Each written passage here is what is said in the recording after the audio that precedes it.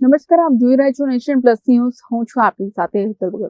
વડોદરા શહેરમાં વધતી જતી ગરમી અને આગની સંભવિત ઘટનાઓને પહોંચી વળવા માટે Vadodara fire and emergency services અત્યારથી જ હરકતમાં આવ્યું છે.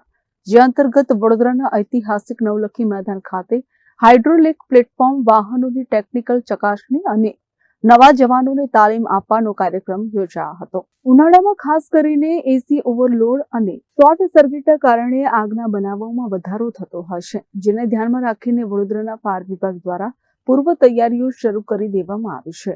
જે અંતર્ગત વડોદરા શહેરના ત્રણેય હાઇડ્રોલિક પ્લેટફોર્મ વાહનોને નવલખી મેદાનમાં લાવી તેની સંપૂર્ણ તપાસ અને વેડસ્પ્રે કરવામાં આવી હતી. આ નિરીક્ષણ દરમિયાન પાણીના ફ્લો, મોનિટર રિચાર્જ અને હાઇડ્રોલિક ઓઇલની સ્થિતિ જેવા મહત્વના ટેકનિકલ પાસાઓનું બારીકાઈથી નિરીક્ષણ કરવામાં આવ્યું હતું.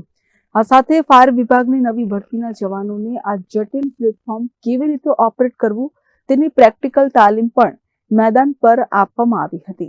ફાયર ઓફિસર જયદીપ ગઢવીના જણાવ્યા મુજબ ગરમીમાં મશીનરીની કાર્યક્ષમતા જળવાઈ રહે તે અત્યંત જરૂરી છે, જેથી કોઈ પણ આપાતકાલીન સ્થિતિમાં આ વાહનો સેકન્ડોના વિલંબ વગર કાર્યરત થઈ શકે.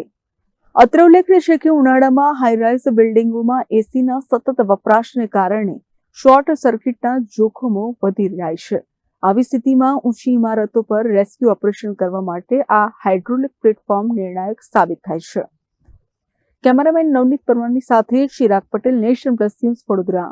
સમાચારોના સતત અપડેટ મેળવવા માટે અમારી નેશન પ્લસ ન્યૂઝની યુટ્યુબ ચેનલને સબસ્ક્રાઇબ કરો, બેલ આઇકન દબાવો અને જોડાયેલા રહો ફેસબુક, ઇન્સ્ટાગ્રામ અને ટ્વિટર પર.